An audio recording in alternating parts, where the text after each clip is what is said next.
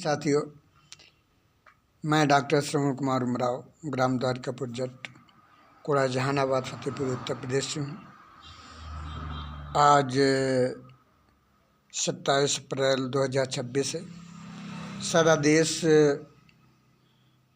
राघव चड्ढा के बारे में जानना चाहता है कि उन्होंने गलत किया या फिर सही किया। बड़ी खुशी होती है मुझे। उन्होंने जो सोचा था वहाँ पर वो गए। उनको ऐसा लग रहा था कि मेरे हाथ पैर मुँह आँखें सारी बंधी हुई हैं, जो मैं स्वतंत्रता से बोल सकना चाहता था वो नहीं बोल पाता हूँ। तो उन्हें दिल की मुराद वहाँ मिली और अब वो पूरे हौसले के साथ जो समाज के लिए सेवा करना चाहते थे वो कर सकते हैं। और जो उन्होंने कहा वो तो अभी महीनों वीडियो चलेंगे ही कि बहुत अच्छे अच्छे शब्दों से भाजपा को नवाजते थे और इतने बुरे बुरे शब्दों में भी उनको संबोधित किया है कि शायद उन्हें आज उनके पक्ष में बैठने पर आत्मा गवारा नहीं करती होगी। फिर भी चलो ठीक है, उन्हें मन की मुराद मिली और जिस स्थान में जानना चाहते थे वहाँ पर पहुँच गए हैं।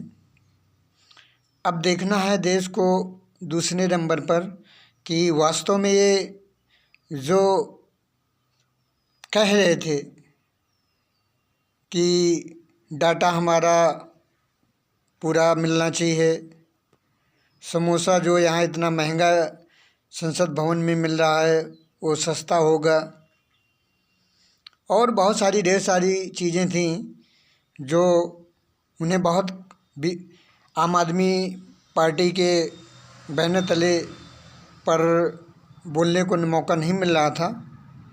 तो अब वहाँ पर पूरी स्वतंत्रता है। अब देश की जनता को जानना समझना पड़ेगा कि अब कितने दिनों के बाद उन्हें राघव जी की जो भी विचारधारा थी उनको अमली जामा पहनाने में कितना कम समय में वो अपना पूरा कार्य और जनता के विचारों माइंडेड पर खरा उतरेंगे। तो थोड़ा और जनता को इंतज़ार कर लेना चाहिए।